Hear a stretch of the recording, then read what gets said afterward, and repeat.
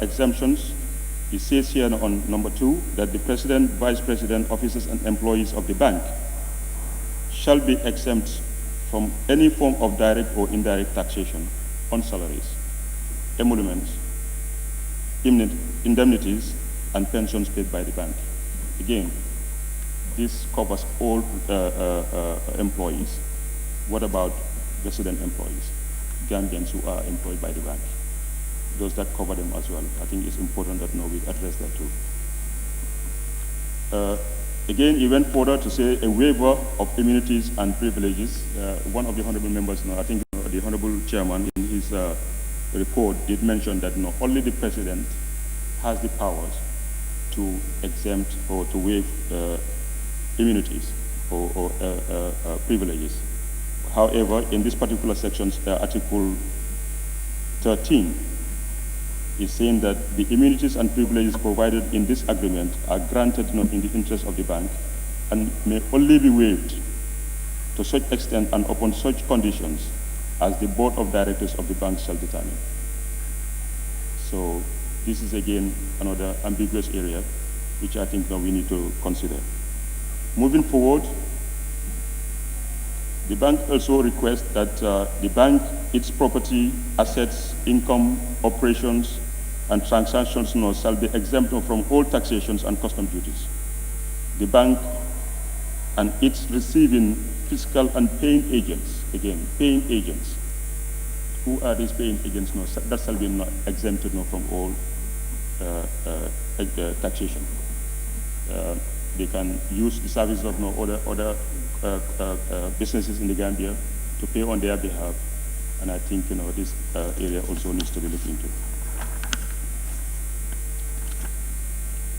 Madam Speaker, if you go further in section 15, fiscal exemptions, financial facilities, and privileges and concessions, the bank shall be accorded by each participating state a status not less favorable than that of a non-resident corporation, and shall enjoy all fiscal exemptions, financial facilities, privileges, and concessions granted to international organizations, banking establishments, and financial institutions by the participating states.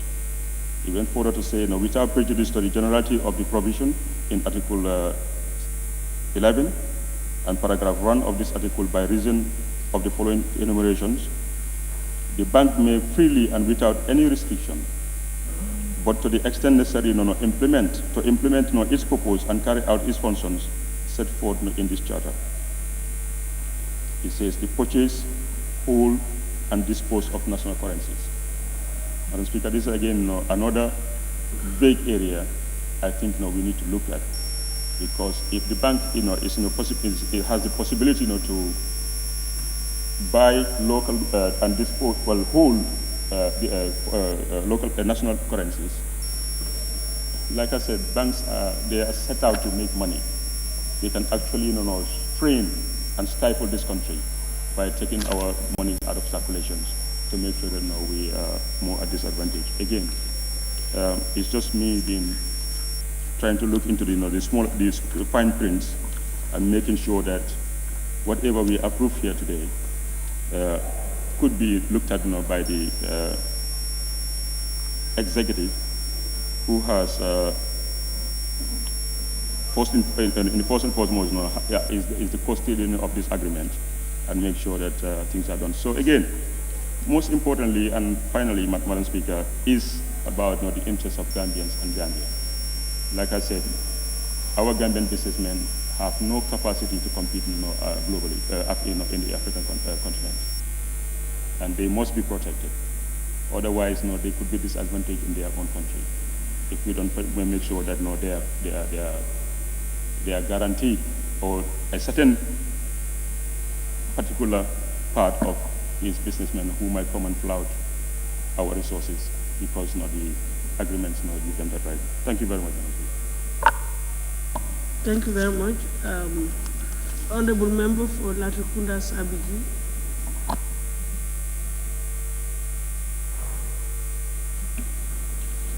Thank you, Honorable Speaker, for giving me the opportunity.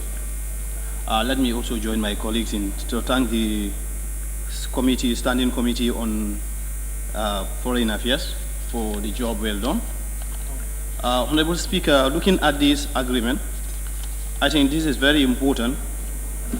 And then we are the key stakeholders in the stakeholder in this.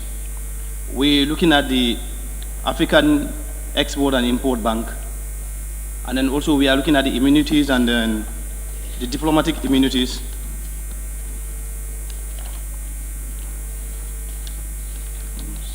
Diplomatic status and immunities that we want to grant to these people.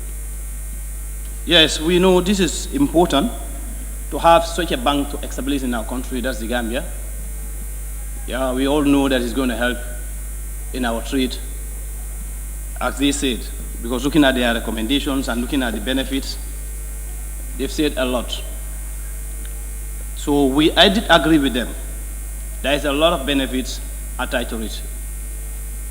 Because looking at it, if you look at the first benefit that they mentioned here, they say it will open up new opportunities for Gambians, exporters and importers to have access to trade financing resources in terms of pre-shipments and post-shipments payments. Yes, these are very important benefits to the Gambians, but here you're talking about the pre-shipments and then the post-shipments, which is a key word here. Honorable Speaker, and then also if you just go further, like to number 2, 3, 4, 5, 6, they're all talking about the benefits that we're going to get from this. And I accept that these are good benefits that we're going to get as a country. But we are talking about something here also. That is to give them immunities.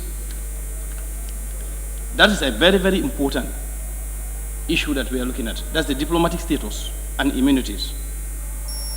Should we just give out our diplomatic status or immunities to people like that? Yes, in as much as we want to have this bank established in this country here, we should be very, very, very mindful of the manner that we're going to give this. Accepted by the member for Serekunda here, yes, I accept that one. This can be a learning point for our country. But remember, there is 2 things involved here. It's a learning point for us. It can either be positive or negative. So we should be very mindful in giving out such important status.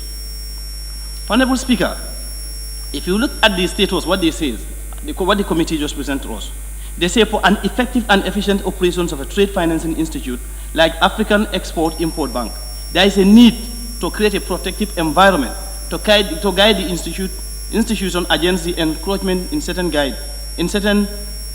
critical governance situation.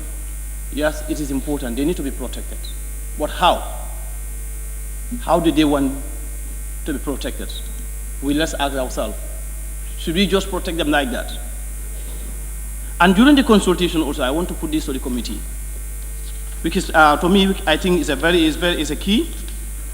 I want to know, who are those involved in the consultation process? Before you come up with these reports, we want to know those involved at the committee level, the stakeholders, because this is a key. It's important.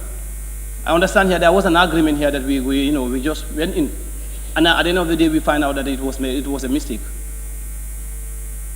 Because when you're talking about this kind of agreement, this is a key to our development. And then we cannot also just give out diplomatic status like that. We have to look at those that we're going to give it to. And how are we going to give it to?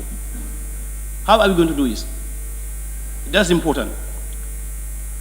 And we want the committee to tell us, how did they arrive at this? The recommendations, the benefits, how did the committee arrive at it? I think these are some of the key questions that I want to put to the committee. We want to know it. Because giving out the diplomatic status and also the immunities, we as a country, Gambia as a country, let's remember something. Yes, this is a new Gambia. Many people are coming, companies are coming, organizations are coming to establish in our country. We accept that one, and that's what we want. But how? How are they going to do it? I think that's a key. We need to know that one. So I think if the committee can help us to tell us how did they arrive at this, all the benefits that they highlighted, the important benefits that they highlighted, we want to know. So on that note, Madam Speaker, let me just stop here and wait for the committee to give me at least give me some highlights about how did they arrive at this. Thank you. Thank you. Jara East, Honorable. Thank you, Honorable Speaker, for giving me the floor. I rise to trumpet support for this important report, Madam Speaker. Madam Speaker, the report of the Foreign Affairs Standing Committee on conferment of diplomatic status and immunities on African Export-Import Bank is not at variance with Section 79 of the Constitution. In essence, the report is speaking the language of the Constitution. Madam Speaker, I will not take the time of the Assembly. When I read the report, Madam Speaker, I was greatly taken aback with regards to Africa's attitude. Madam Speaker, in the introduction of the report, with your indulgence, it reads, the Standing Committee on Foreign Affairs observes that over 5 decades, I repeat, over 5 decades of Africa's independence has not in any improved the continent's conduct of its foreign trade. That is so because the continent has not yet succeeded in transforming its position of being producers of raw materials, I repeat, raw materials, and importers of everything else. Those two aspects of trade between the continent and the rest of the world is what has fettered its development and accounts for the impoverishment of its people. Madam Speaker, having read this, something comes to my mind. And I think it's the same thing that comes to every like-minded person. The introduction, Madam Speaker, does not portray Africa in a positive light. It portrays Africa in a negative light. And I think we must learn lessons. For 5 decades plus, after having earned our independence, if Africa is still unable to stand on its feet, Madam Speaker, that's a great, it's a cause for concern. It's a cause for concern. And just to buttress the Foreign Affairs Standing Committee's introduction, that it also goes without saying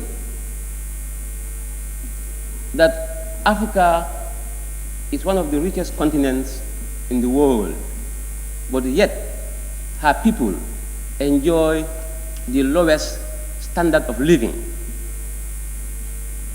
This thing also is something true, Madam Speaker. Madam Speaker, there are lessons to be learned in this report. I agree unanimously with the report. But there are moral lessons also to be learned. What is the problem? Who is to blame? Ourselves. Madam Speaker, independence means for a country to be able to, earn its liberation. That is, a country is declared emancipated. That a country is able to stand on its feet and eke out a living without falling back unnecessarily. That is what independence means. If the introduction of the committee is anything to go by, Madam Speaker, it has given credence to the earlier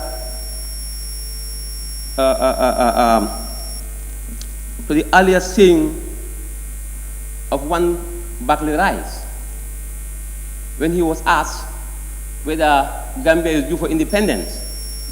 Madam Speaker, he answered not in the affirmative. He said Gambia is not due for independence. At the time, it was felt as a national insult in some quarters,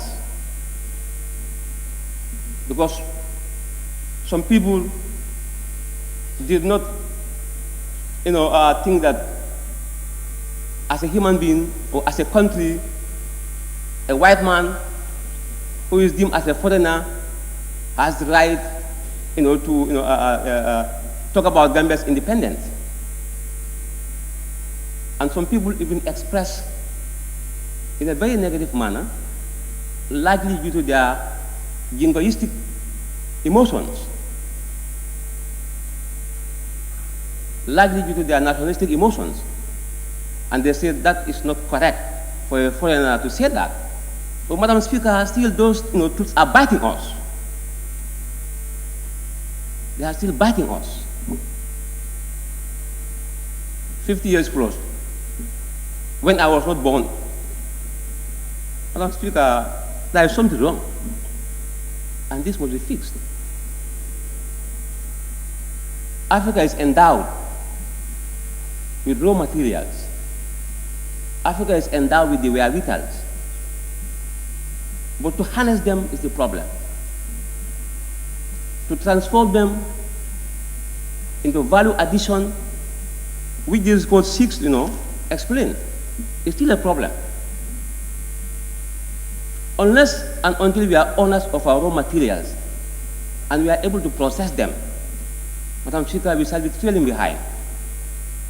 May God forbid.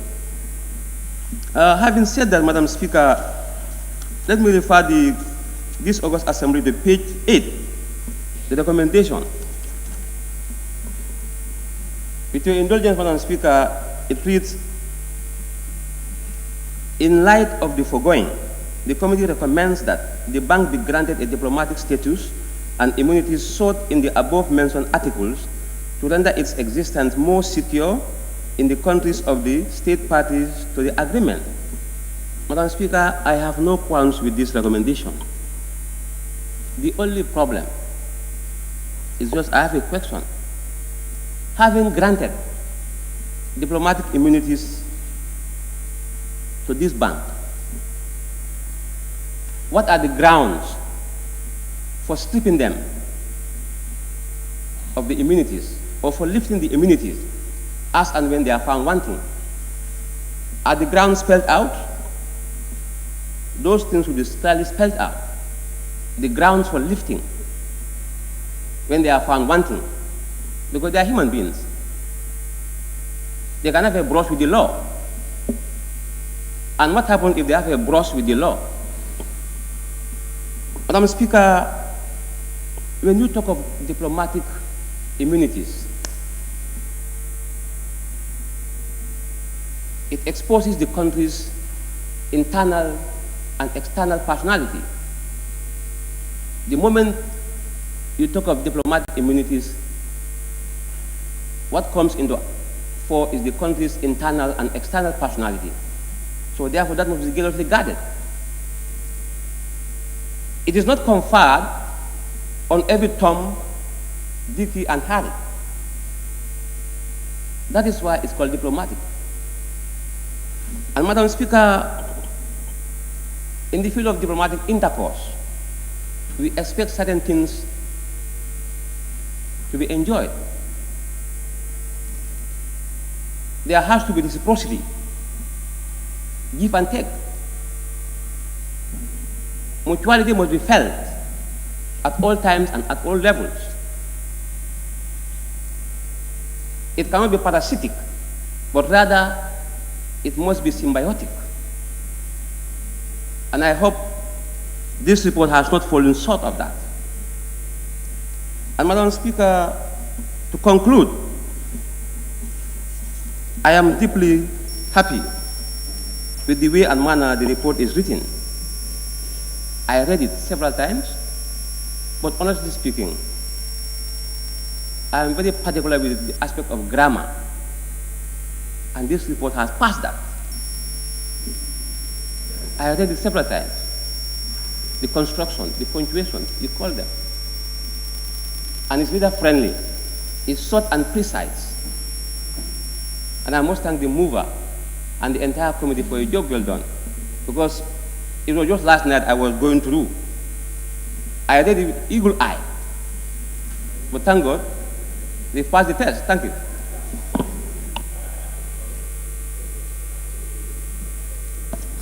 Thank you very much, Honorable Member for Banjul Central. Thank you, Madam Speaker, for giving me the floor. Madam Speaker, I would like to thank the committee for their job well done. And also I would like to support the motion based on the benefits to the Gambia. Madam Speaker, looking at the benefits, benefit number 5, it will enhance job creation and revenue generation. We all know that the rate of unemployment is very high in the country here.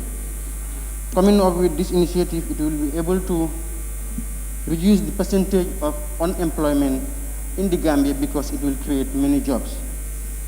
And the young people will benefit for that matter.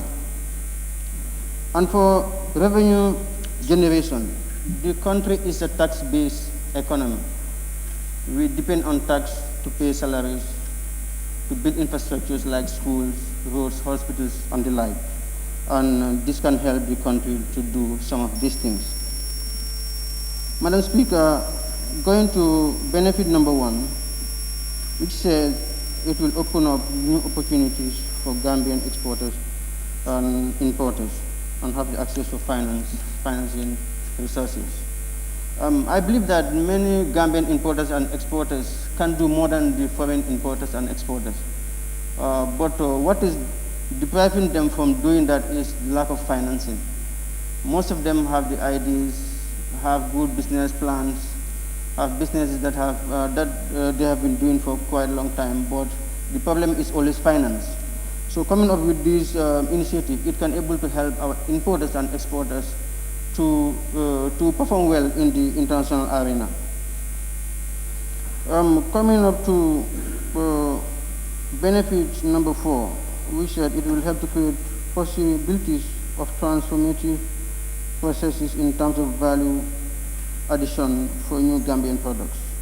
Madam Speaker, we have we have raw materials here. We produce groundnuts and other products, which I believe Gambia will be able to export. We shouldn't just be importing things that we can produce here and that we can use here and export.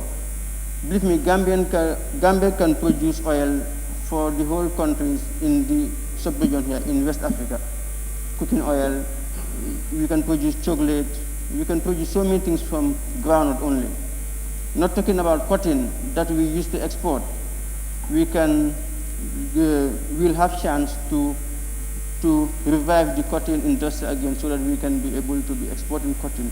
Not only exporting not only to be exporting the cotton, but to be producing textiles here that we can export to. Not we depend only in Ghana, Ivory Coast, and the like to have the works that we used to wear and the like. So Gambia can do all these things through this initiative.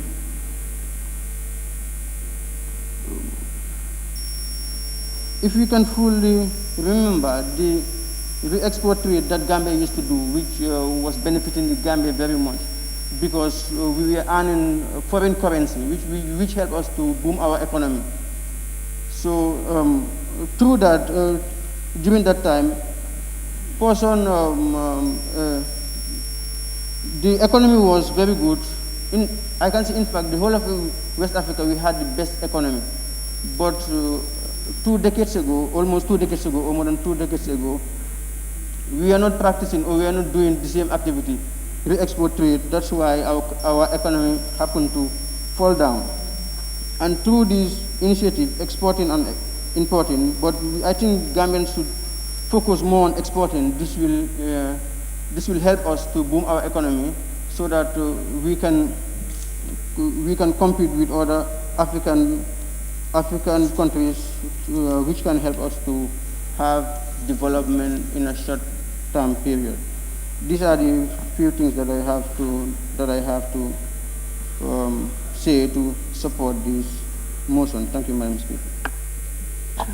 Honorable members, any more interventions on the debate? No? Okay, thank you. May I then call on the Honorable Chairperson to respond to the issues that have been raised in the report. Honorable Chair. Thank you, Madam Speaker. And thank you very much all those who intervene. I think this is a big food for thought for us. And I thank you, Honorable Member for Serakunda, for that informative elucidation. I say big food for thought is, and the Honorable Member for Jara is alluded to it. For 50 years or more, we have been here as independent sovereign nations. And we still go around the world begging. And we still go around importing from the rest of the world what we can provide ourselves. This country was at one time based fundamentally on the export trade. That was doing two damages to this country. One, we were promoting production of those materials in another country, which in fact contributed to the underdevelopment of this country. And then we are re-exporting. That was the only factor. What we were exporting was in fact imported from elsewhere and then re-exported. That was terribly bad for the economy of this country.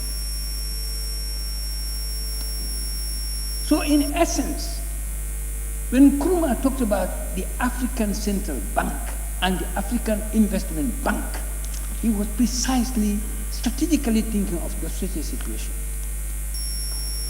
If we had done what was proposed in the 60s by this man, Africa would have been in a totally different situation now.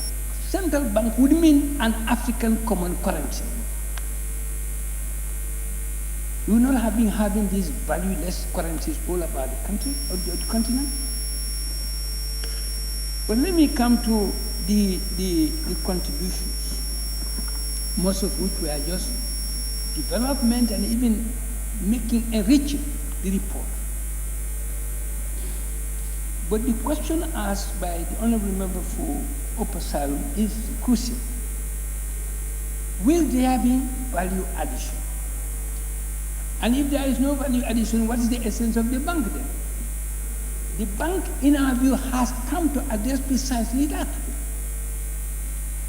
Because to promote inter-African trade, to promote extra-African trade would mean that Africa is now having its products for export, not only raw materials, but raw materials transformed for export. So that we determine what we export, we determine the price of what we export, and not to sit down and wait for those who are buying our products to determine what we earn from our product. Like groundnut currently, we don't determine the product, the price of the groundnut. They offer us whatever they please. And in the final analysis, groundnut will be useless because there is no sources of oil are abundant now. In final analysis, groundnut will be useless. If we think in terms of oil, there are many sources of oil. So what are we doing? So the bank fundamentally, I said negative factors. This is one of the negative factors the bank must address. And I'm sure they had this in mind when they created the bank. Because the fact that we are unable to create transformative processes in the country is because we don't have the means to do that. The financial wherewithal to do that. If we had had an African central bank, an African common currency, probably we would have been able to do such a thing. But that is what is absent. So I assume the committee is more than convinced that one of the roles that this bank must play was, in fact, to create an enabling environment for transformation of our, that's why they are talking about African products. They are not thinking, here they are not thinking in terms of the raw materials, because they know that importation or exportation of raw material is what has impoverished the continent. And the bank is here to address that, to provide, to mobilize resources, to make resources available to those. For example, in the Gambia, there are many institutions, they are operating on small scale, but there are already groups in this country which are involved in value addition. It's small scale because they don't have the means. The financial means are very scanty still. But if such a bank comes into existence, such people would be able to access resources and scale up their work of transforming products in this country. So for me, it is good. The value addition is fundamental, and I'm sure it is going to be so.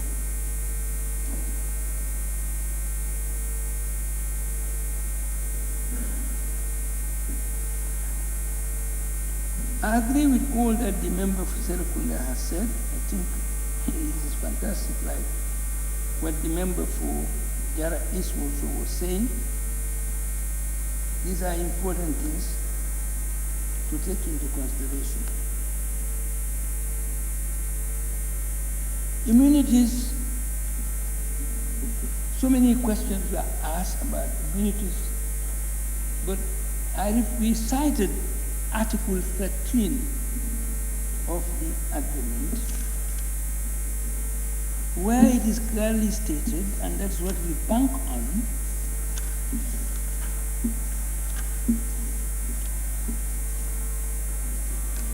Article 13, where it is clearly stated that the president of the bank shall have the right and the duty to waive the immunity of any officer, employee, consultant, or expert of the bank in cases where, in his opinion, the immunity would impede the course of justice.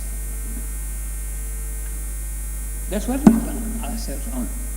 And I think this, for us, in the view of the committee, this is adequate in the circumstances.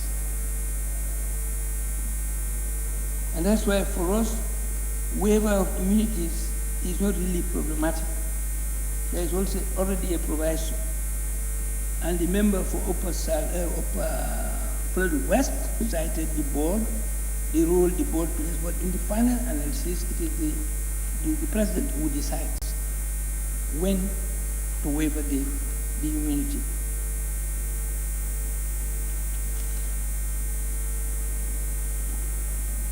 Well, somebody was asking, would the bank, the member for Picamano, promote transformative, that means value addition of our raw materials?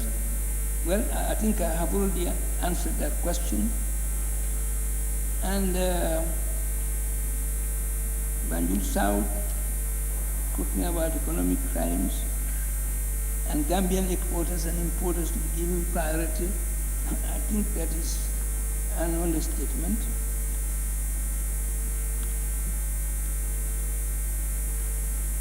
Talks about the need for reduction of poverty. Of course, yes, if you look at the benefits that we are talking about, once there is job creation, there is already a tendency towards poverty reduction, because the more jobless people who work in the country, the less poverty becomes. There is poverty on the increase because there are more and more people out of jobs. And the farming community is not getting the worth of what they are producing. And sometimes what they produce is a liability in their hands, groundnut in particular. If you go around the country, probably farmers are storing more groundnut than ever because of the situation of the buying. In my constituency, there is not a single buying sector in the whole of Woolly West, last year and this year. So what do they do with their produce? How do they transport their produce to Basse? They have no means. So what happened, they store it and they sell the little they can at the Lumos. So that is not helpful at all. Because I agree, the Honorable Member for Federation, not all is gold, of course, not all is rosy. It is because all is not rosy that the need for such an institution has arisen. It is help to bring about that rosiness. It is because nothing is rosy, in fact, for more than 50 years. So there is a need to transform that situation, and you can't do that without the means to do it. And the bank is meant to make that possible. If you ask a farmer to go to a bank now for a loan, how much interest is he or she going to pay? If you look at the bill that we are considering, the Women's Enterprise Bill, Fund Bill, why the need for the creation of the bill? Because unless you have such an institution, it will be almost practically impossible for women to develop any enterprise of any value. So I agree that not all is rosy in our situation. And smallness of the Gambia, he emphasized, but Gambia is a small, sovereign, political, geopolitical entity which has to grapple with the problem of development. Whether big or small is not important. What's important is we are a sovereign nation, and we have the means to develop ourselves. We have the resources to tap to develop this country. We can't do that even without reference to outside help. We have the means. It's only a question of strategically thinking and strategically implementing the policies that we think should be used to develop this country. That's all that we need. We can't sit down and say because we are small we can't do that. Then homes will not exist. Some homes are big, some other homes are small. But small homes don't say because we are small, therefore what? You have to struggle for your survival, for your livelihood. And that's what also sovereignty is about. Our smallness, in fact, is an advantage, huge advantage.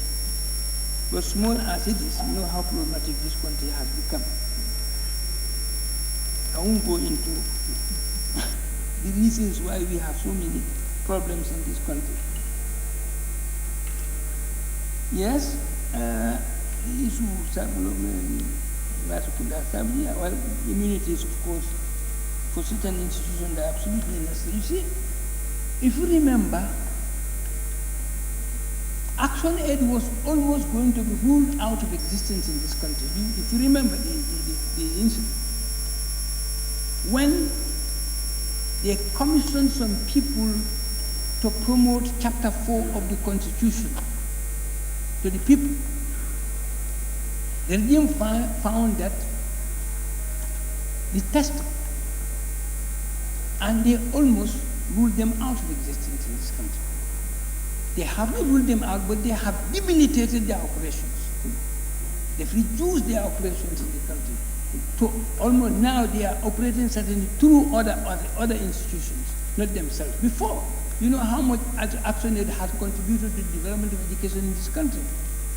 In Woodley, they have established how many primary schools, and they are still on. Since they handed over, they are still on.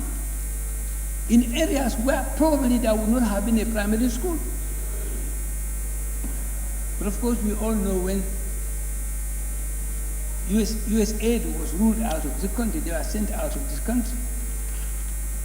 So an institution of this nature, which is here to help bring about development, needs to be protected. And certain things that people made reference to, their fundamental role is to mobilize resources. You cannot incapacitate them by extracting from those resources they are mobilizing for your good. That's their fundamental role. They mobilize resources for you to do what you could not do because there was no such an institution. He calls it a tool for development, and that is true. It is because we don't have it. We have never had it. Since we became independent, therefore, development has been fettered. It's a means to provide you with the means to do your development. So you cannot, at the same time, fetter them or debilitate them by doing certain things. But I'm not going to answer some of the questions. I leave the Honorable Minister to answer those questions. He knows the questions that he's going to address.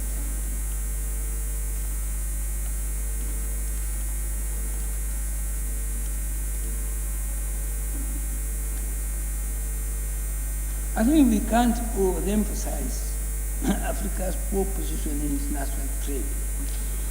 You know, people have talked about it, and there is no need for me to go on repeating about the same. We have been talking about this, all these problems, long before they come into these chambers of this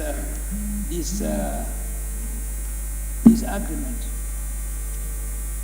But to grant it all, somebody asked, when do they lift immunities? I refer the questioner to Article 13. It has not been specified when, but what is stated there is that whenever the president finds it necessary, he would waive. If he feels that without waiving would impede the course of justice, he would do the waiving. That is what is stated there, and that is what we are banking on. Generally, the comments have been very positive, but if you look at recommendation 4, it will, we say it will help create possibilities of transformative processes. And I'm happy that somebody was the member for Banjul South, Banjul Central, was referring to cotton, all those products that we produce here. And for 50 years we have not been, even though they established a fine cotton ginnery in Basse, which was operating at one time, because Basse was notorious for producing cotton at the time, but it's closed down. And the cotton we produce one of the best in the world. So if we had thought of promoting cotton production, we would have linked it up with processing, transforming cotton into all the things that textiles of all types. You know, that's very expensive. Cotton materials are very expensive, particularly in hot climates. But you see, that is closed, and cotton production is also closed. Almost all over the country, there is no more cotton production in this country. Why? Because of the poverty of the cooperatives and because of the poverty of the government policy itself in that particular domain. So maybe when this institution comes into being into this country, maybe such things will be reactivated. We'll start producing cotton, not only cotton, but we'll be producing fine cotton materials. Go to Ghana, go to Kumasi. They produce any textile you can imagine in the world. For years they have been doing it. Why can't we do that? We have the means here, why can't we do it? So it is a big challenge. So I thank all if anybody thinks that your question has not been answered, it's simply because the Honorable Minister is to address some of those questions, because I don't want to be seen to play the role of a minister in these chambers. So, Madam Speaker, thank you. And if you feel your question is not answered, but not a question directed to the minister, please call my attention. Thank you very much. Thank you very much. But before I call on the Honorable Minister, I'm not sure whether an honorable member raised the issue of the extension of the immunity to family members. I'm not sure. Was it said, Bilkamano? I'm not sure. Our minister would reply on that, yes. So I will now call on the Honorable Minister to raise the issues that have been raised. Sorry, yes? Larry Kunda, I thought you already had your...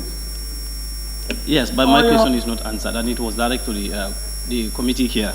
I want to know, I would ask him the stakeholders involved in the consultation.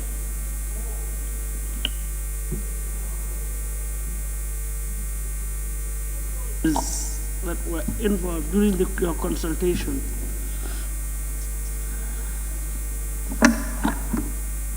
Madam Speaker, to answer the question, the answer is no. The answer is no. We have not been able to do any consultations other than with the Minister of Foreign Affairs.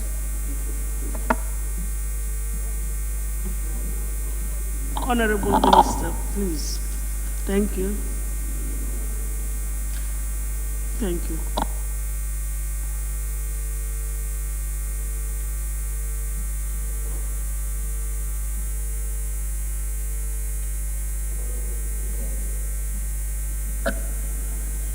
Honorable Speaker of the National Assembly, honorable members of the National Assembly, it's indeed an honor for me to stand here to answer some of the questions. But before answering, I would like to congratulate the chairperson of the Foreign Affairs Standing Committee and the committee, honorable committee members for the excellent work that they've done. And the very eloquent and pertinent manner he presented the report. And I associate myself with the introduction fully.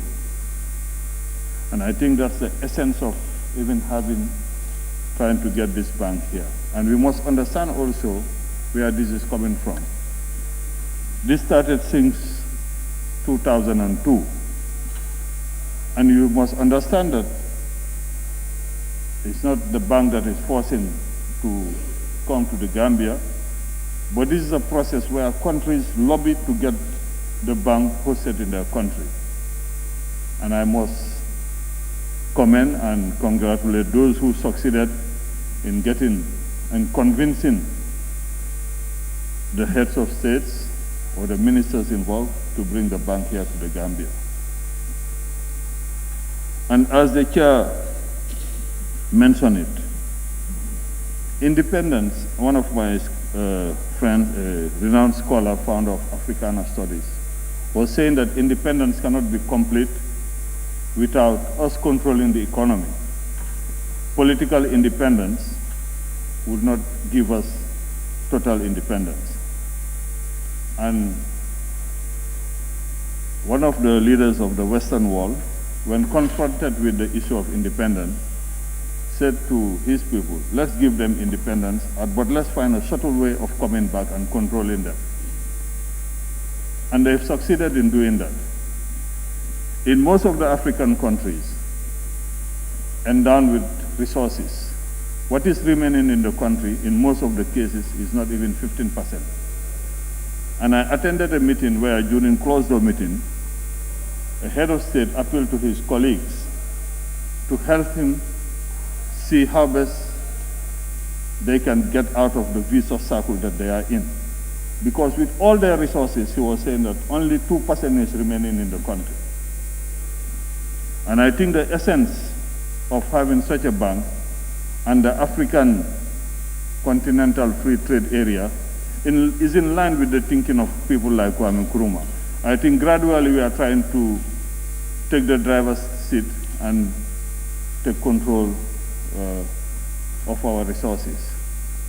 You look at most of our organizations without the reforms, and that's why we must commend those who are at the behind those reforms at the African Union. You have a continental organization where more than half of your budget is coming from outside. Where is your voice? I have nothing against cooperation. Your headquarters, as a continent, we could have at least the dignity to contribute proportional to our budget and build our own headquarters. But others are doing that for us. But I think we have a wake-up call with some of the leaders who are very much aware of the need to take control of our destiny and who are advocating for an African Renaissance. And that Renaissance cannot be possible without thinking strategically. And in line with that strategic thinking, we have the African Free Trade Area, we have things like the Africa Export Exim Bank, and Import Bank.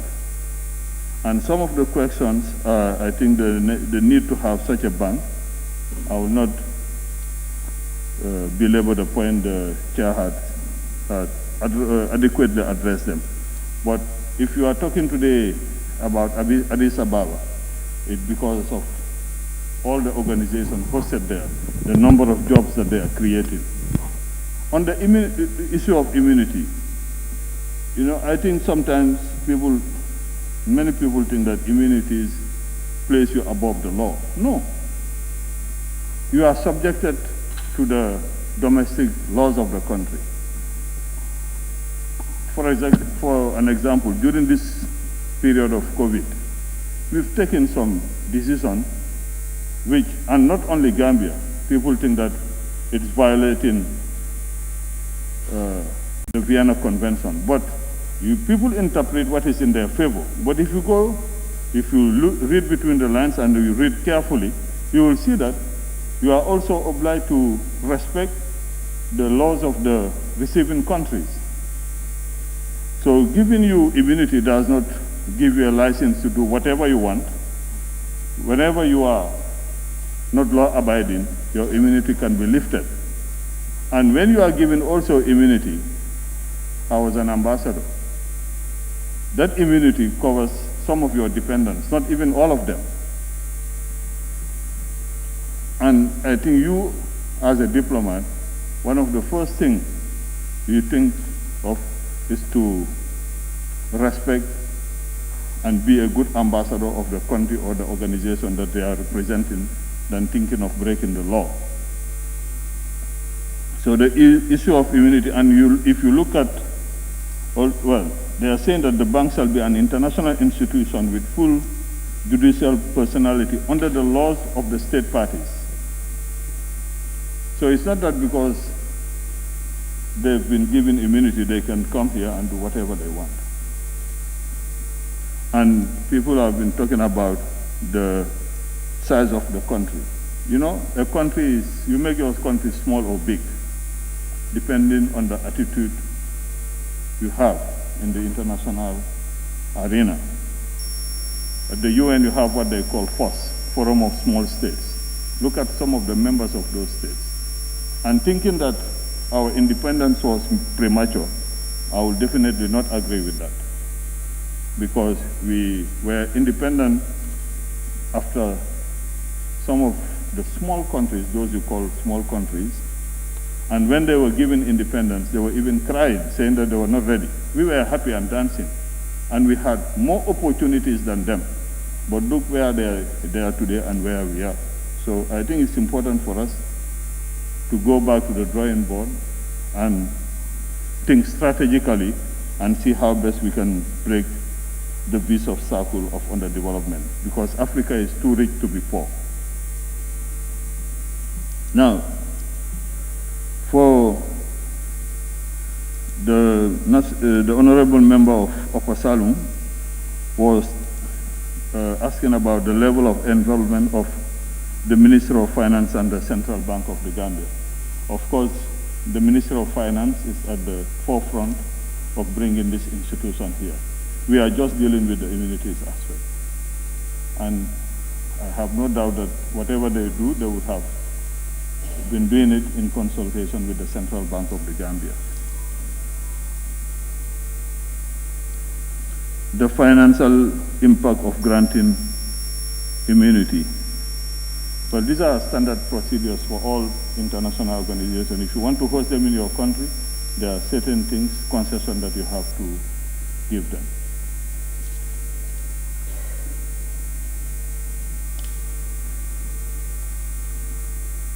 I totally agree with the honorable member of Serafkunda East when he was mentioning the need to break the chain, and the agenda must be a transformative agenda. And that's why I'm also referring to breaking the, Reverend? Say what? Serakunda? No, for Serakunda. Not East, huh? Okay. Yes, Serakunda. Yeah, I don't know why I put East, sorry. Maybe I have Willie East behind, sorry. Yeah, sorry. and we need to focus strategically. The member of Woolly West, honorable member of Woolly West, talk about the immunity. I think we've addressed that question. Woolly East, yeah, Woolly East. The immunity is not all the family members. And, you know, there is a big fuss about immunity, but I was an ambassador. I don't see much of these immunities, you know. And you, as ambassador, you avoid even a situation where you will have to talk about immunities. Yeah, that's your primary responsibility. And that's why many countries will choose people after making the proper assessment to see whether the person can represent or not the country. Because you are the face of the country. So you will not do things that you will tarnish the image of your country or your institution. The security personnel, well, if you are Gambian, if you are working in the organization, of course you cannot be a diplomat in your own country.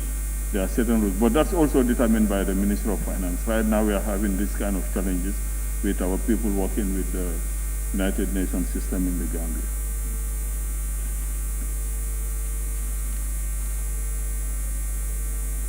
And the member of Brikama North, the honorable member of Brikama North, was asking about whether the bank will promote the processing and transformation of raw material. I think this is the essence of even creating this bank. And the honorable chairperson of the committee has adequately addressed that. And the honorable member of Banjul South was talking about total immunity. There is no such thing as total immunity. And that most importers and exporters are non-Gambians. And I think this is where they can take advantage of the existence of this bank. And the onus is on us as government also as to create the conducive environment for them to prosper and be able to access some of these funds. I know sometimes our private sector weak in terms of financial muscles, even to access some important loans. The honorable member of Upper Fuladu West asked for the purpose of, well, that banks are here to create the parallel between destruction and need. I don't think this one is to destroy anything. On the contrary, we are trying to catch up with what we've lost so far. Because you go around trying to get loans from other Exim banks, but if you have your own Exim bank, the resources will remain in Africa. And of course, as I said, the size of the country does not matter. You have countries like, not to mention them, Singapore, who are punching way above their weight. It's a question of vision, strategic thinking, and leadership. And the minimum protocol for the senior members, the protocol that you give them are the standard protocol that you give to any visiting dignitaries or diplomats living here in your country. It's not that they will come, jump the queue, they will follow the queue, they find other diplomats there. You should take them to the simple procedures that you also enjoy when you visit some of your counterparts in other countries.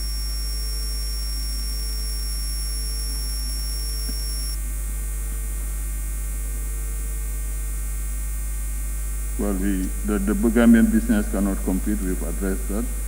The honorable member of Latrikunda Sabiji also talk about diplomatic immunity. We've addressed that. The honorable member of Jara East, and I will come back to the issue of others plundering our resources. And they are plundering our resources because we also don't have the capital. We have to go to them. And they will always find ways and means to tie your hands and get what they want. I think basically that I just want to thank the chair of the committee once again and emphasize the need to have such a bank in the Gambia for the simple fact that this is part of a greater agenda. It's beyond the Gambia. And the Gambia being part of the continent, and we are all today trying to regain our lost glory by occupying the driver's seat. I think it's important that we have institutions of our own, controlled by our own people, where we see things through our own eyes and not allow others to fix their agendas to us. And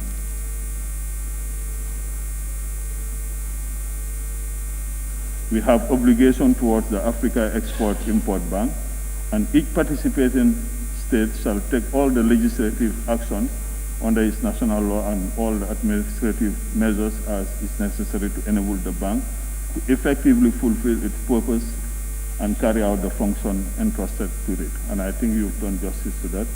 That's the process that we are following. So I sincerely want to thank you for the excellent work and hope that we will soon see the establishment of this bank in the Gambia despite COVID-19. And I have no doubt that it can help us break the vicious circle. It's part of a greater agenda with the African Continental Free Trade Area. Africa trying to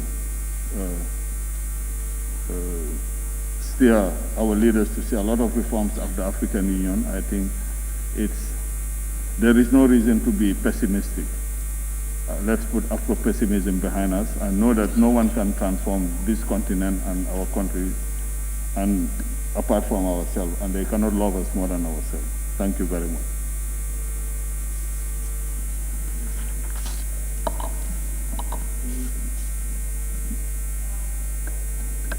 I'm not sure whether it's proper to take any additional intervention at this time, unless some of your area has not been clarified. Okay. Well. Yes. Yeah, I will take Wooly and then.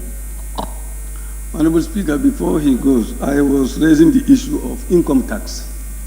Whether, I know maybe the Gambians working with them will pay income tax, but what about the representatives? What about the workers, other workers, expatriates in the bank?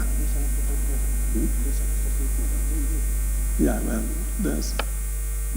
Well, I think the Minister of Finance, those responsible will adequately look into that. You have other international organizations in the Gambia. There is no need to reinvent the wheel. I think they will apply the same rule to all of them. I don't know exactly how it works there. I really cannot venture into that field. But I'm sure the Minister of Finance can provide an adequate answer to that. I don't want to speculate. Fuladu? As about, I posed a question whether the minister is thinking in lines of introducing local content law. Like he rightly said, no, it says no here that each participating state shall take all legislative actions under its national law. So if it becomes if it's a law in the Gambia, it means any businesses that we might start to enjoy will have a local content element that would empower our local businesses. Something we can take advantage of while this bank comes in town. Well, I think that also trade and finance can address that. I was just talking about the issue of immunity. Wherever you have immunity, you have the Vienna Convention, but you have to also abide by the rules and the laws of the country, the receiving country. But in terms of trade and others, that I think there are people who are more qualified than my humble self to answer that question. May I once more thank all honorable members, the chairperson and members of the committee, and the honorable minister and his team. And then I'll put the question. One, be it resolved that this honorable assembly do adopt the report of the National Assembly Standing Committee on Foreign Affairs for this August Assembly to approve the conferment of diplomatic status, immunities, and privileges to the African Export-Import Bank in the Gambia. Those in favor, please say aye. Those not in favor, please say no. So the ayes have it. So the report is hereby adopted. Thank you. Then I put the second question is, be it resolved that this Honorable Assembly do approve the agreement for the conferment of diplomatic status, immunities, and privileges to the African Export-Import Bank in the Gambia. Those in favor, please say aye. Those not in favor, please say no. So the ayes have it. The motion is hereby carried. Thank you very much. Clerk, can we proceed with the next item? Please. Motion, be it resolved that this August Assembly do consider and ratify the accession of the Republic of the Gambia to the Banjul Protocol of the Africa Regional Intellectual Property Organization, ARIPO, by the Honorable Attorney General and Minister for Justice. Thank you very much. Honorable Minister, move the motion.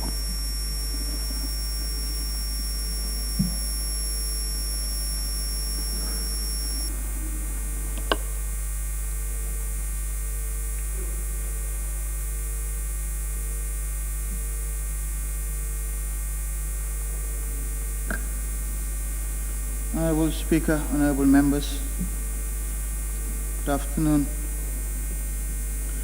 Honorable Speaker, I move that this August Assembly consider and approve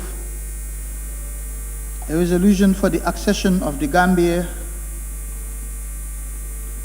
to the African Regional Intellectual Property Organization, known as ARIPO, the Protocol on the Registration of Trademarks, commonly called the Banjul Protocol. Honorable Speaker, ARIPO comprises 18 member states, namely Botswana, Eswatini, the Gambia, Ghana, Kenya, Lesotho, Liberia, Malawi, Mozambique, Namibia, Sao Tome and Principe, Rwanda, Sierra Leone, Sudan, Tanzania, Uganda, Zambia, and Zimbabwe. ARIPO was established on December 9, 1976, and is Africa's leading intellectual property organization.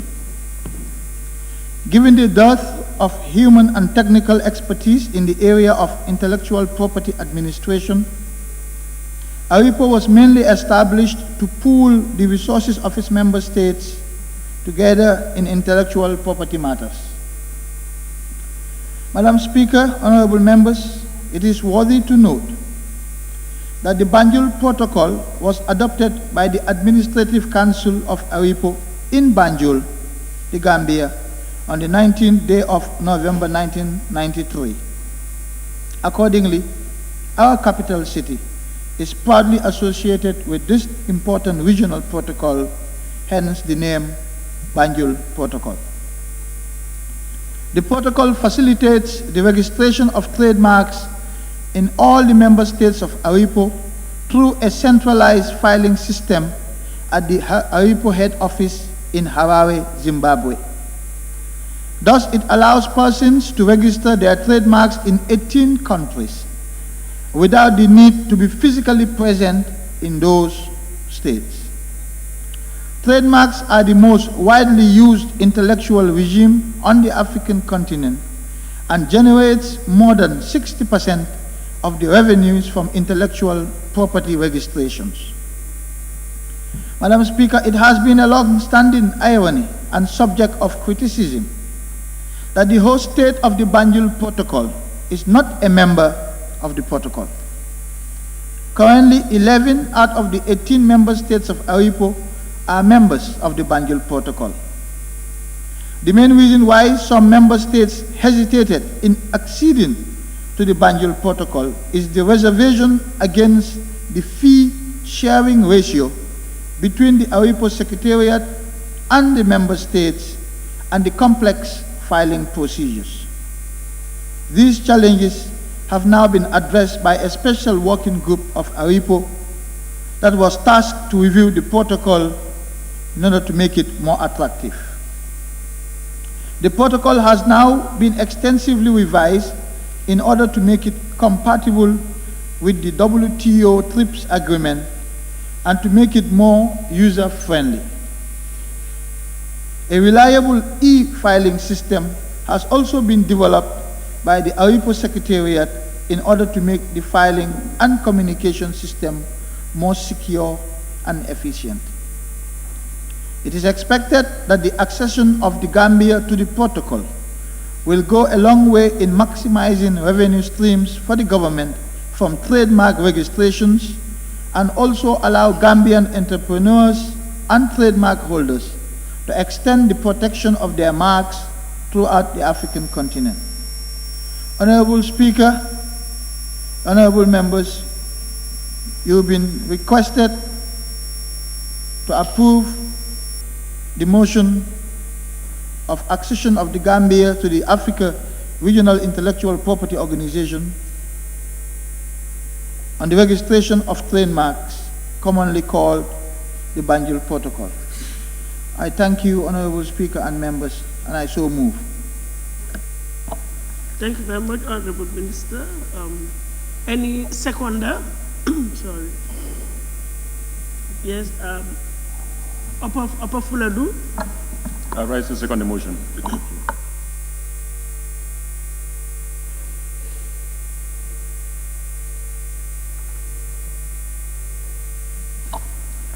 Thank you very much. I now put the question. It has been moved and seconded that this Honorable Assembly do consider the accession of the Republic of the Gambia to the Banjul Protocol of the African Regional Intellectual Property Organization, ARIPO. Those in favor, please say aye. Those not in favor, please say no. So the ayes have it. Now, any honorable member who wishes to take part in the debate may do so now. Can I move over? Yes, Banjul North, yes. Thank you. Thank you very much, Honorable Speaker. I also want to rise to contribute to the motion before the National Assembly on the accession of the Gambia to the Banjul Protocol. And as indicated by the Honorable Attorney General and Minister of Justice, it is really an irony, given the fact that Gambia, being the host of the protocol, which was in place since 1993, and yet has not acceded to it. So, but according to the Honorable Attorney General, Minister of Justice, there were challenges that had put off, so to speak, some of the countries from acceding to it, but that now those challenges have been addressed and there's a revised version. But that too has not been made accessible to us, the revised version.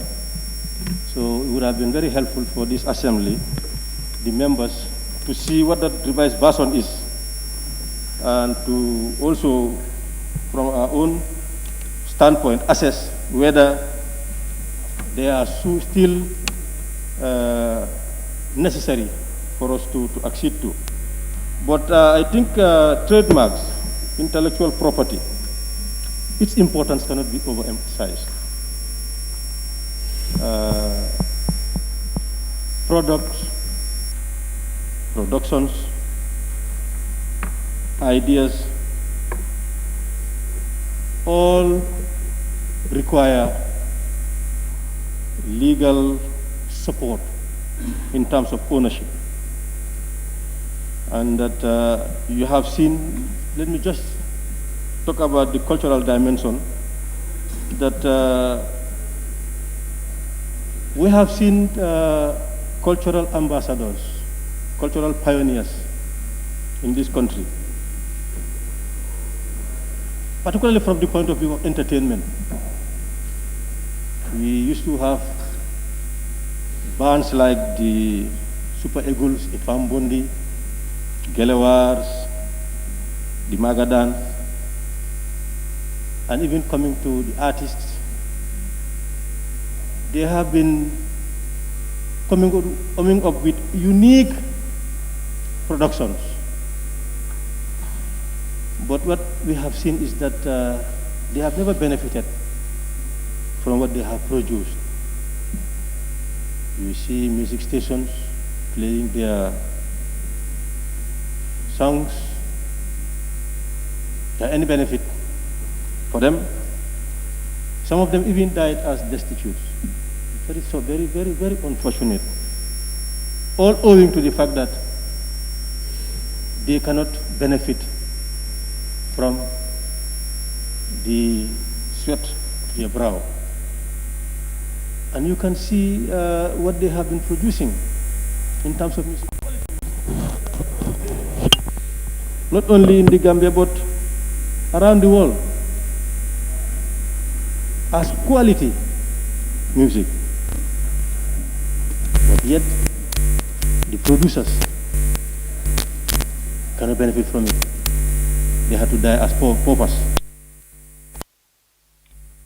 The reason why we have such protocols, such legal instruments, such legal protections is to ensure that producers of ideas while they are alive. And of course, there are royalties also which are guaranteed by the state laws. And the same goes for writers, literary works, artistic works. So I believe Gambia should have acceded to this a long time ago, but given that there are challenges that are said to have been addressed, as I have indicated, I might not be able to dwell not into it since I'm not still the revised version.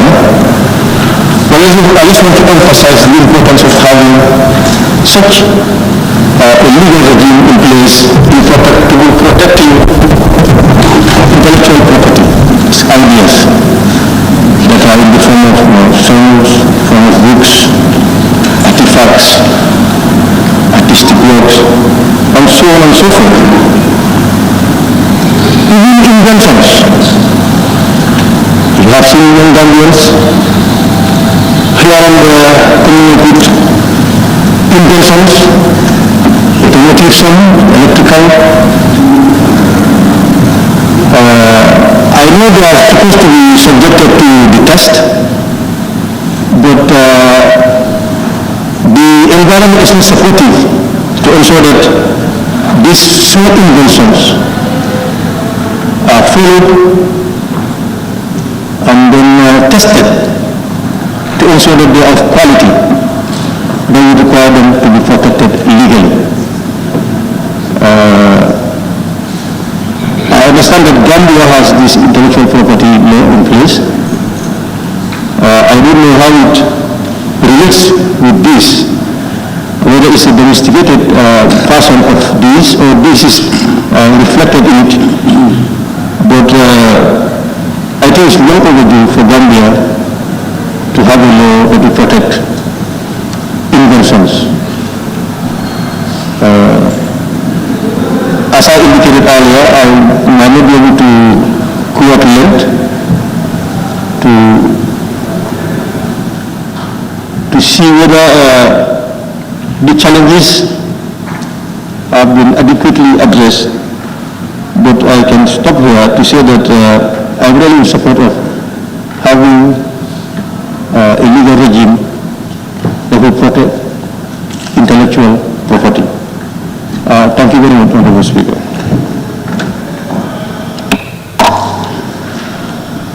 Thank you. Thank you very much, Honorable Member. May I now call on Honorable Member for Serakunda.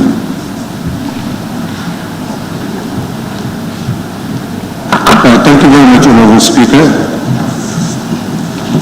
The objective is very clear. This is a response by a group of African countries to fill a vacuum which has kept us backward up till now. Honorable Speaker, the commercialization of products and services led to immense competition all over the world. And such competition had led to wars among nations. And that is precisely the reason why efforts were made to create a rule-based trade in order to seek to avert such conflict. Unfortunately, these rules are not in our favor. One, because of ignorance, another because of inequality. Honorable Speaker, they have actually created a system where there is monopoly. And the monopoly comes by ensuring that goods and services will have the trademarks and ultimately safeguard the property to be owned and should not be duplicated in any other way. So the invention becomes owned, the knowledge becomes owned, and nobody is allowed to use that and except by paying for them. Honorable Speaker, we have goods, we have services, others will come, study those goods, how they are made, and eventually replicate them in their own countries and take ownership of the property itself and the inventions. Honorable Speaker, there was a time when you talk about tie and dye, you come to our part of the world. But today, we hardly see such products being produced for our tourism sector because others had come, study it, and take it back, and now they're the producers. If you look at the statistics, Honorable Speaker, you will see how palm oil, our part of the world, produces almost half the world's supply of palm oil. But if you look at the statistics today, it has turned the other way around. And many products are of that nature. It is free for all when they come to our part of the world. And when they gather the knowledge, they take ownership of it. And we have to go back to them and try to get it by relying on buying their products. Honorable Speaker, it is important that the issue of classification of goods and services for registration of marks, trademarks, becomes a fundamental issue tied to the whole developmental agenda of the continent. And this should be the base of ensuring that an all-Africa program will emerge. Let's call this to be the catalyst to move towards that direction. But Honorable Speaker, since many questions need to be addressed by involving subject matter specialists on the issue, I would want to make a motion, if the members would allow me, relying on Standing Order 53C, to make a motion that we refer this motion to to the Committee on Trade to scrutinize, consider, and advise on the ratification of this instrument.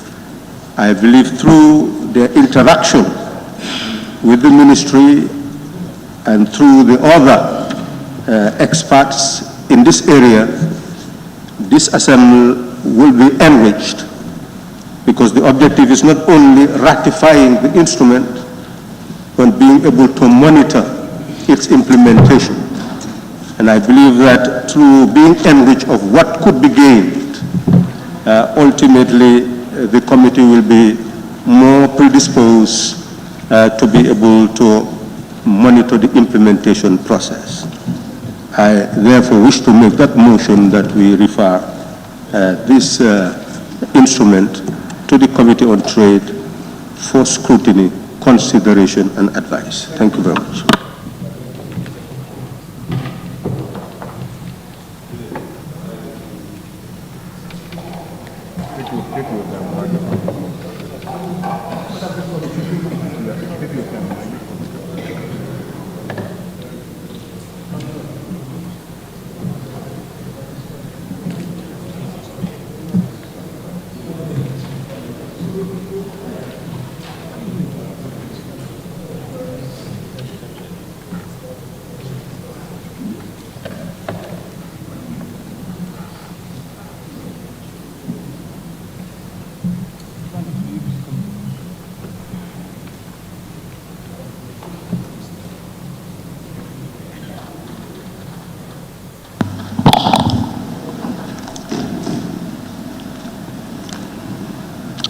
Thank you, Honorable Member.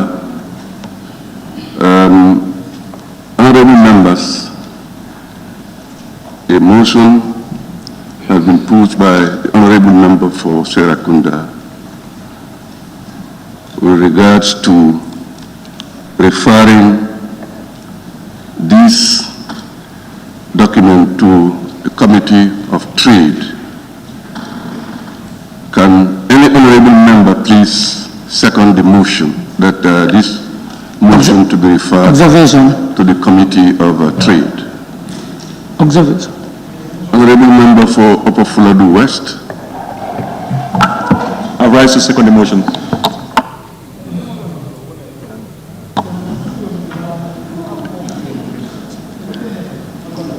It has been moved and seconded that this motion be referred to the Committee of Trade. Can those in favor please say aye? Aye. Those not in favor please say no. The ayes have it. The motion is now referred to the Committee of Trade. Thank you. Then what are we going to do?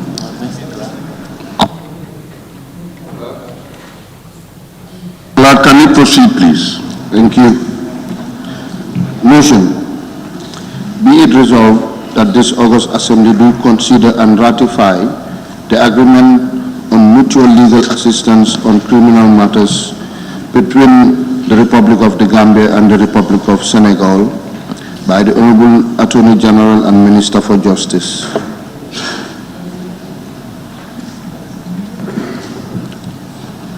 Yes.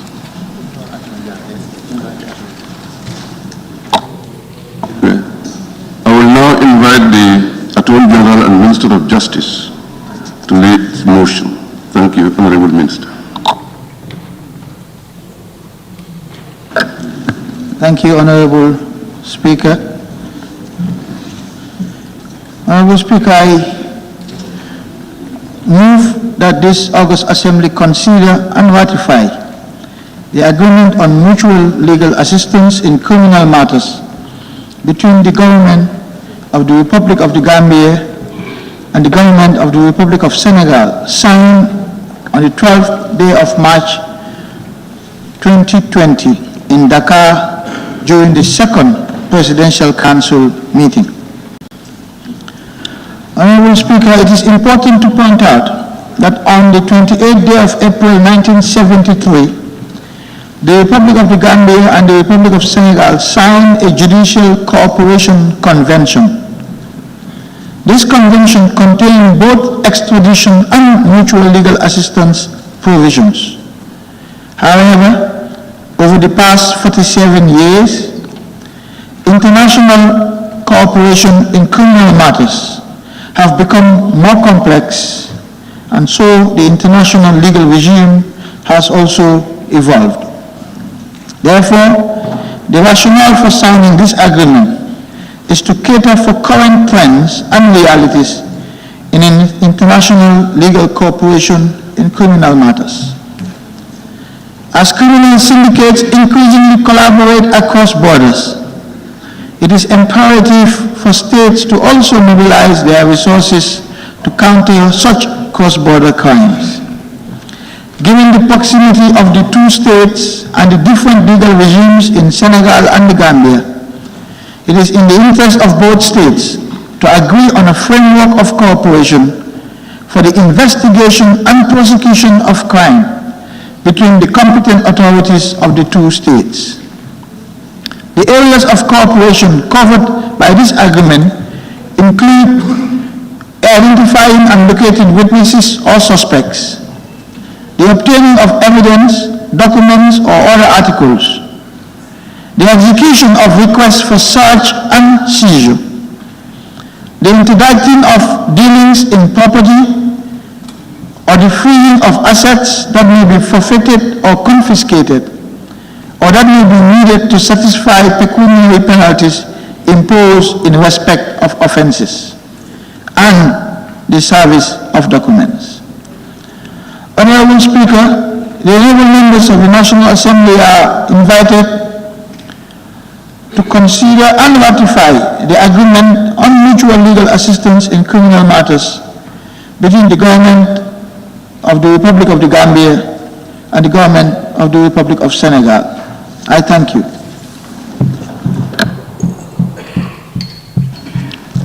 Thank you. Thank you very much, Honorable Minister. Any seconder to the motion?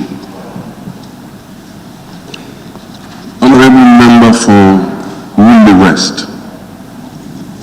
Well, sorry, Woolly East rather. Woolly East. Thank you very much, Honorable Speaker. I rise to second the motion. I also want to move a motion. I'm moving a motion for this Honorable House to refer this motion, which is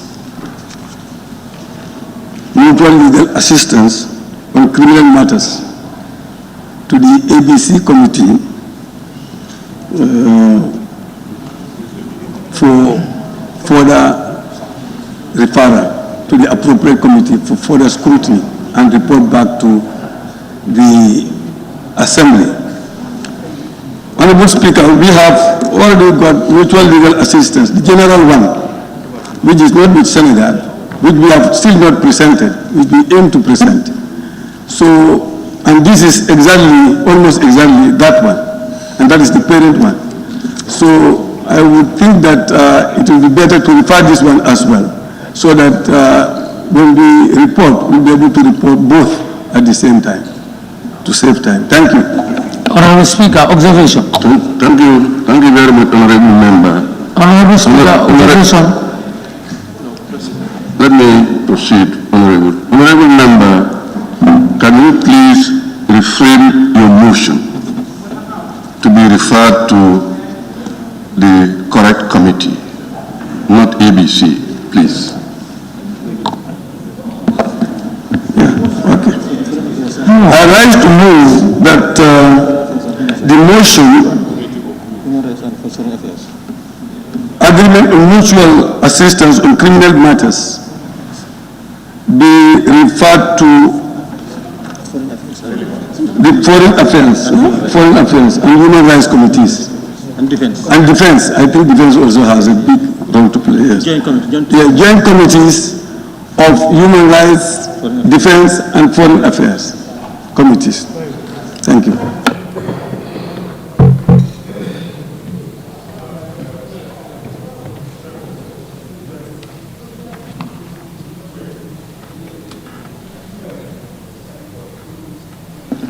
Honorable Speaker, observation.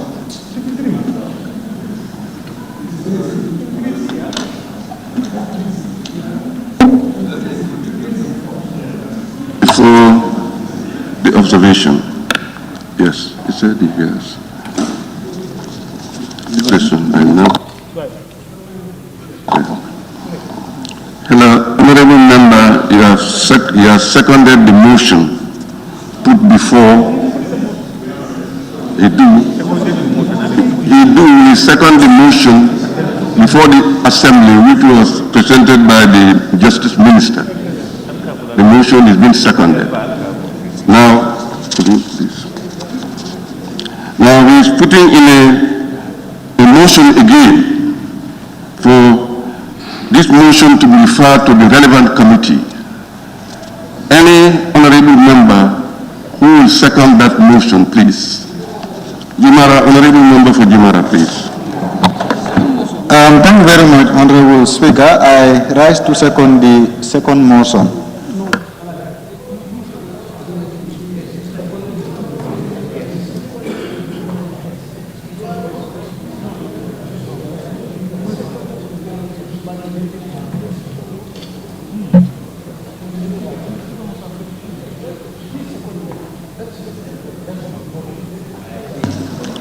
Thank you, honorable member.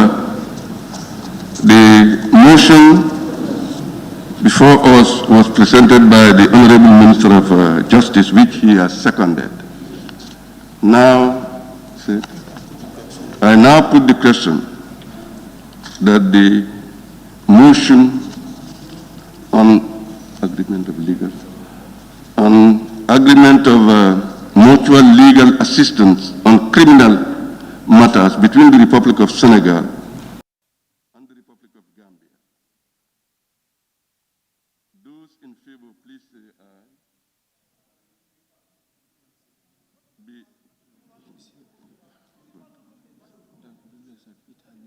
Seconded.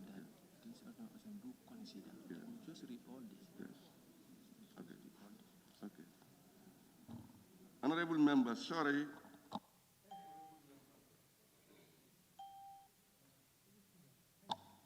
Come here, Khalifa. It has been moved and seconded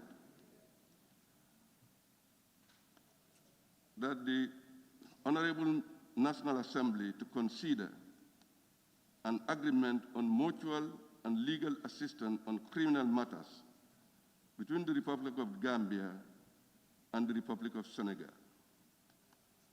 Those in favor, please say aye. Those not in favor, please say no. Then the ayes have it. Yes. Then his own motion.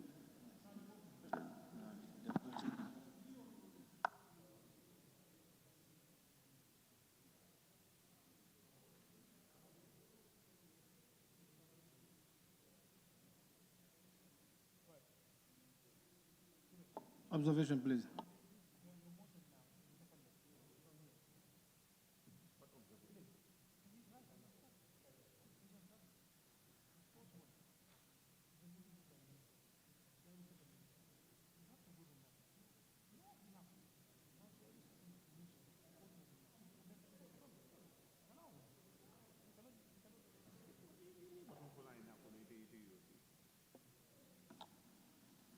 Now, the motion raised by honorable member for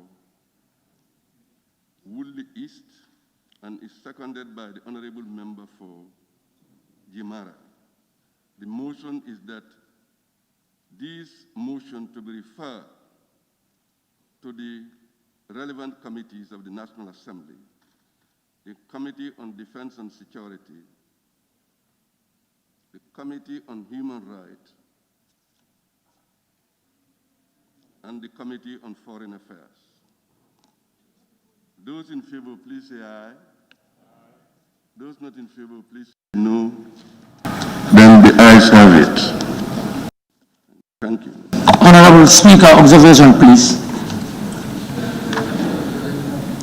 What is your observation, Honorable Member? Thank you, Honorable Speaker. Honorable Speaker, in our standing order 68, committal of a bill to committee, I haven't seen where we should, we don't see the motion. I don't see motions. I want to be enlightened. Please, can you give me an opportunity? By going through the standing order, we have bills, but not motions. So I want the respective honorable members who refer various motions to the committees to enlighten me. Because if you look at the order 1, C, 53, C is a motion for the adjournment of the debate, not to refer it to a particular committee. So I want you to help me, please. No.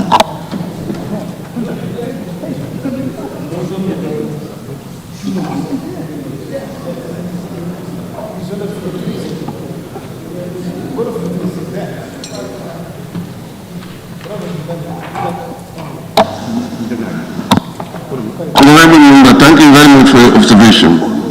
But this is a precedent that is set in this National Assembly. And then I just don't want to deviate from that principle. So as a result, I'm not entertaining any discussion on this matter, and then we will move ahead with the other matters in the order of the day. Honorable Speaker. Clerk, can you proceed, please? Clerk.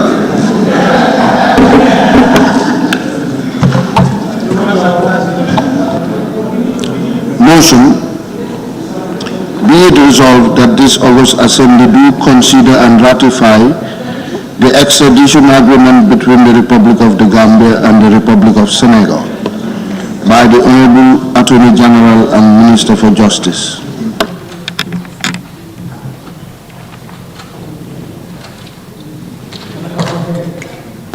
Thank you, Clerk. Honorable Minister of Justice, the floor is yours to table your motion. Thank you.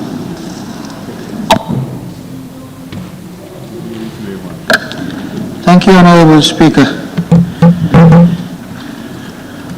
Honorable Speaker, I move that this August Assembly consider and ratify the extradition agreement between the Government of the Republic of the Gambia and the Government of the Republic of Senegal, signed on the 12th day of March 2020 in Dakar, Senegal, during the second Presidential Council meeting. Honorable Speaker, it is important to point out that on the 28th day of April 1973, the Republic of the Gambia and the Republic of Senegal signed a judicial cooperation convention. This convention contained both extradition and mutual legal assistance provisions. However, over the past 47 years, international cooperation in criminal matters have become more complex, and so the international legal regime has also evolved. Therefore, the rationale for signing this agreement is to cater for current trends and realities in international legal cooperation in criminal matters. Considering that the Republic of Senegal is the only country the Gambia shares a border with, the importance of collaboration in terms of an extradition treaty cannot be overemphasized.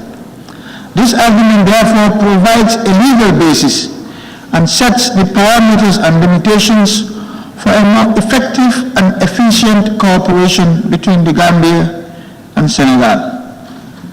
Mr. Speaker, for these reasons, the honorable members of this August Assembly are invited to consider and ratify the extradition agreement between the Government of the Republic of the Gambia and the Government of the Republic of Senegal. I thank you. Thank you very much, Honorable Minister. Any seconder? Yes, only. Thank you. Thank you, Honorable Speaker.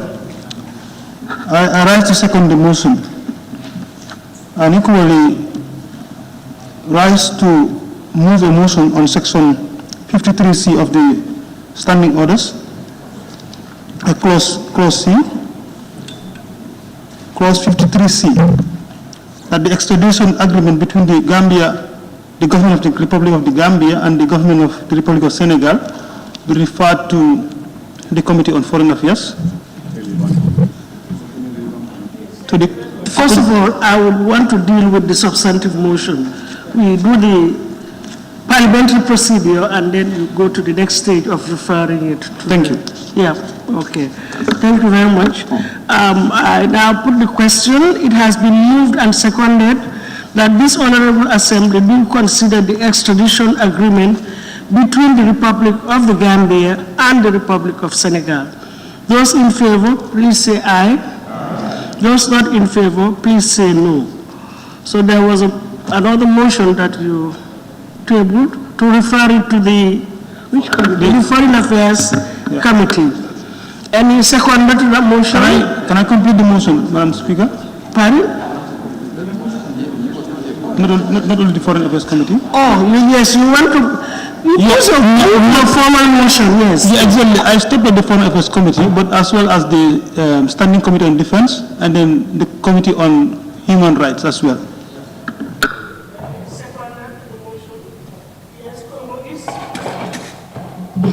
Thank you, Honorable Speaker. I rise to second the motion. Much. Honorable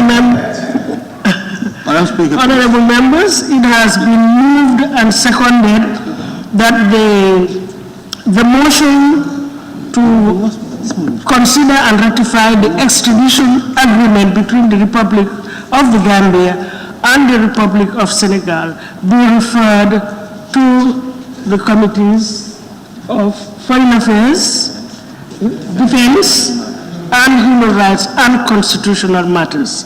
Those in favor, please say aye. Those in favor, please say aye. Aye. Those not in favor, please say no. So the ayes have it.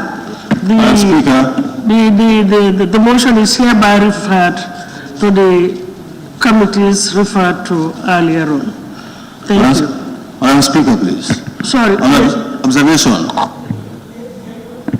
Okay.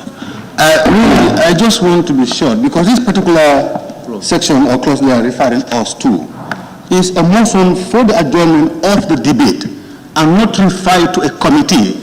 Can you please guide us? Let us be doing the right thing. If this is the right thing, fine. If it is not the right thing, let's be sure. I think the right procedure, I stand to be corrected, is for the the procedure to be exhausted. Motion is tabled, seconded, debate open, then somebody can move in that it be referred to a committee, and then that will be done. I don't know what transpired. Sorry. I am only saying that the honorable member is citing clause 53C to refer to a committee, but 53C is not talking about referral to a committee.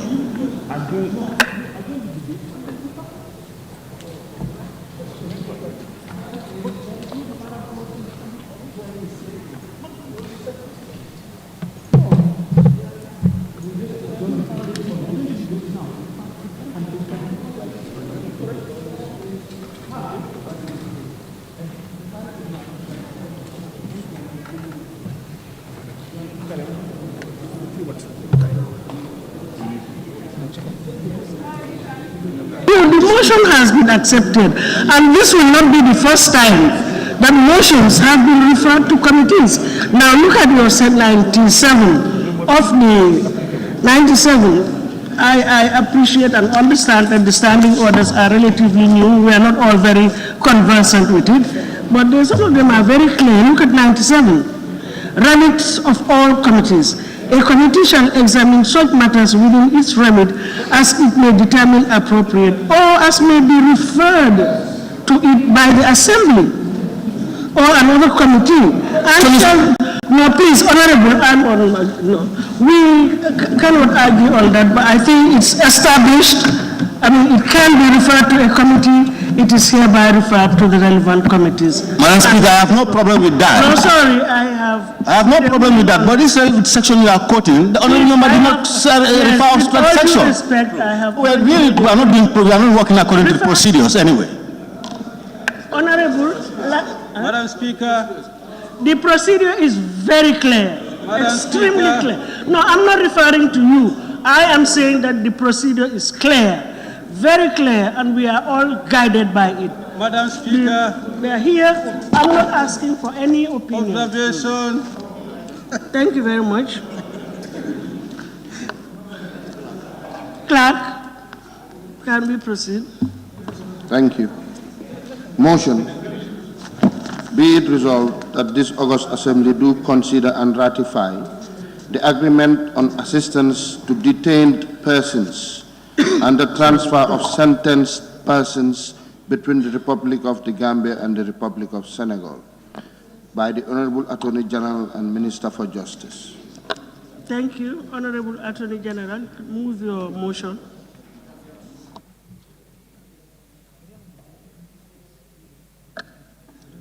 Thank you, Honorable Speaker. Honorable Speaker, I move that this August Assembly consider and ratify the agreement on assistance to detained persons and the transfer of sentenced persons between the government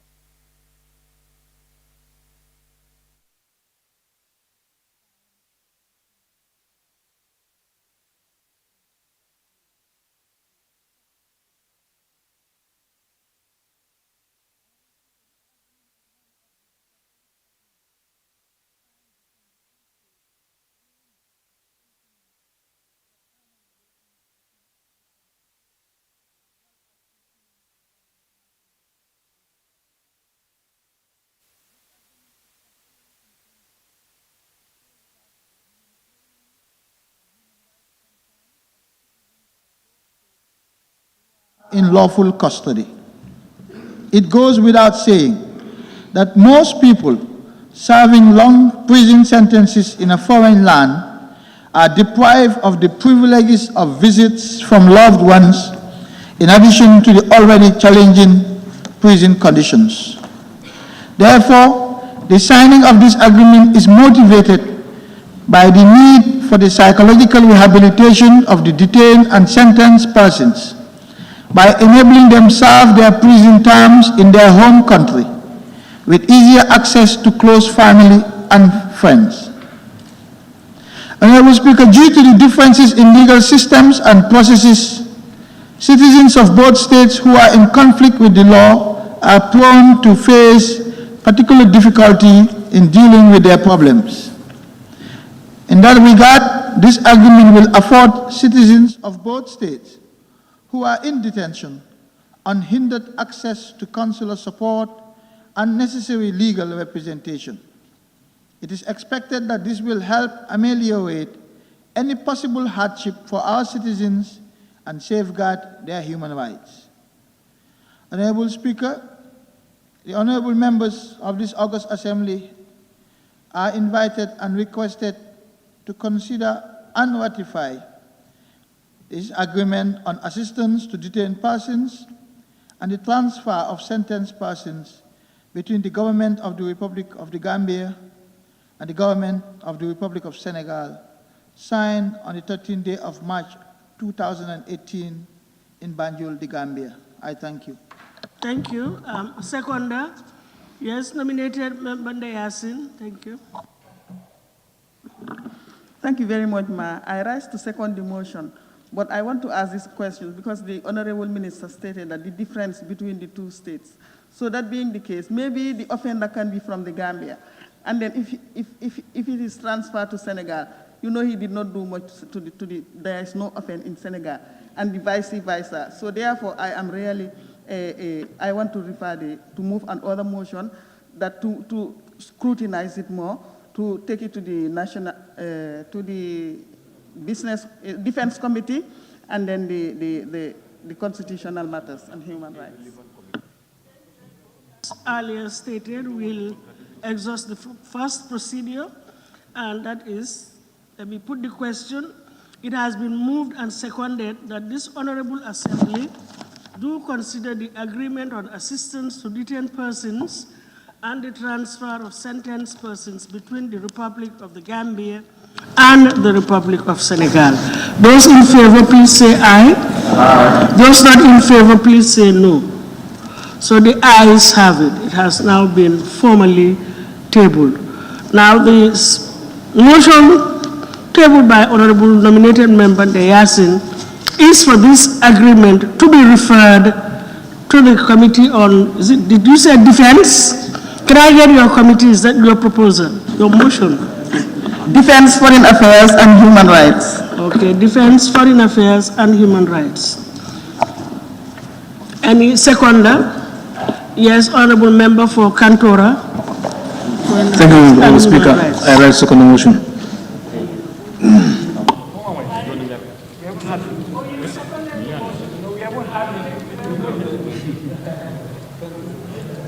Thank you very much. It has been moved and seconded that the motion, the agreement on assistance to detained persons and the transfer of sentenced persons between the Republic of the Gambia and the Republic of Senegal be referred to the following committees: Defense, Foreign Affairs, and Human Rights and Constitutional Matters Committees of the National Assembly.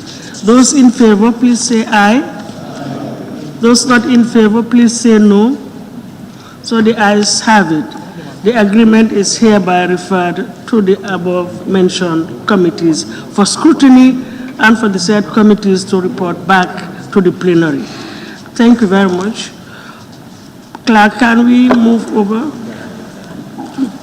to the Bills. next items here? By the Honorable Attorney General and Minister for Justice.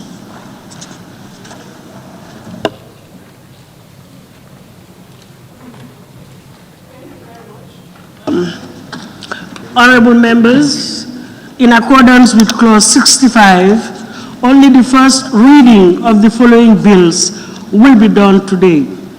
And the bills are the Criminal Offences Bill 2020, Criminal Procedure Bill 2020, Domestic Violence Amendment Bill 2020, Tourism Offences Amendment Bill 2020, Skin Bleaching Prohibition Repeal Bill 2020, Gambia Nationality and Citizenship Amendment Bill 2020, Births, Deaths and Marriages Registration Amendment Bill 2020, Civil Marriages Amendment Bill 2020, Christian Marriages Amendment Bill 2020, Married Women's Property Amendment Bill 2020, Matrimonial Causes Amendment Bill 2020, Labor Amendment Bill 2020, Forced Labor Amendment Bill 2020, Basic and Secondary Education Amendment Bill 2020, Women's Amendment Bill 2020, Prevention and Prohibition of Torture Amendment Bill 2020, and the International Crimes Bill of 2020. Therefore, I will now invite the Honorable Attorney General and Minister of Justice, the person in charge of the bills, to hand over a copy of each of the bills in sequence to the Clerk of the National Assembly, who will read aloud the short title, whereupon the bill shall be deemed to have been read a first time. Thank you very much. Honorable, you hand over the first one to the clerk and he will read the title aloud. Thank you. Let's follow the sequence. Yes, thank you.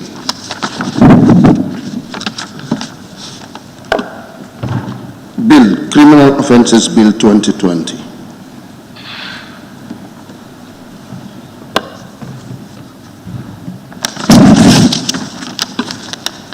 Criminal Procedure Bill 2020. Thank you.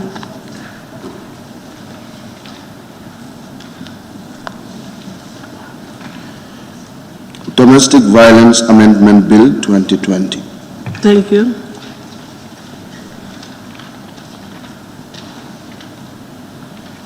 Tourism Offences Amendment Bill 2020.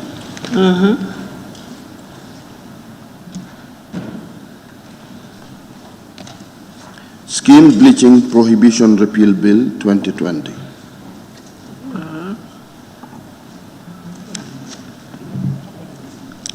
the Gambian Nationality and Citizenship Amendment Bill 2020. Thank you.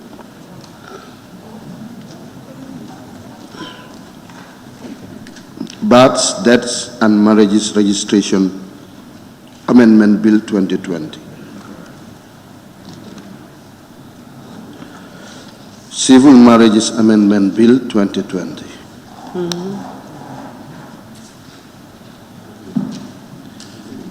Christian Marriages Amendment Bill 2020.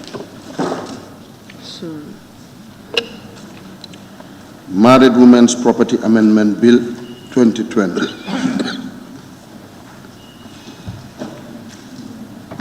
Matrimonial Causes Amendment Bill 2020. Labor Amendment Bill 2020.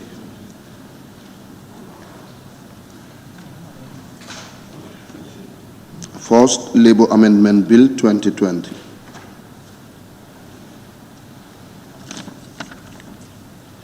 Basic and Secondary Education Amendment Bill 2020. Women's Amendment Bill 2020.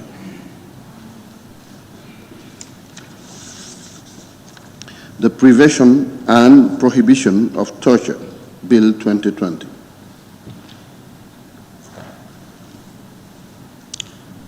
International Crimes Bill 2020.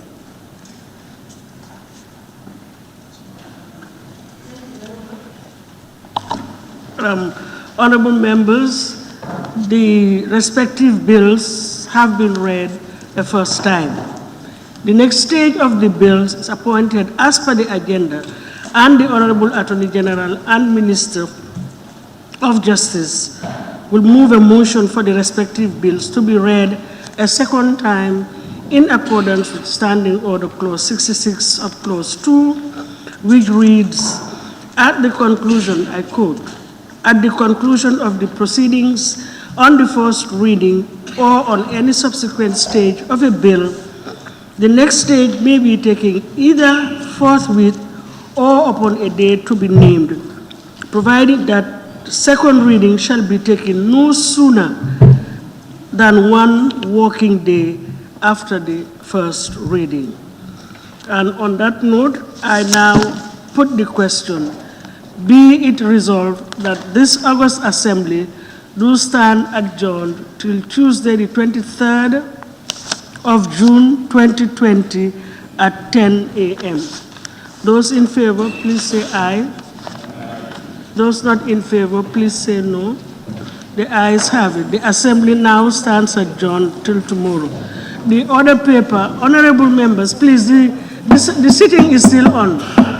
Yeah, we have not yet officially adjourned. The order papers for tomorrow and Wednesday, I understand, have been deposited in your pigeonholes. So please, before you leave, you wish to check your pigeonholes. Thank you very much. The Assembly now stands adjourned till Tuesday, the 23rd of June, 2020 at 10 a.m. prompt. Thank you all for your kind attention.